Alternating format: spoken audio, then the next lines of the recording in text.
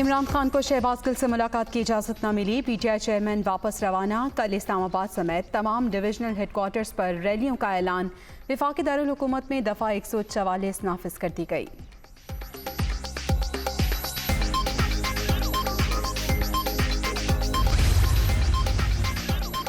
इमरान खान के पास court order मौजूद नहीं था, अदालती हुक्म ले आए, शहबाज गिल से मुलाकात कर लें। पीटीआई चेयरमैन असल हकाइक से तवज्जो हटाना चाहते हैं। मरियम औरंगजेब का रद्द-ए-अमल।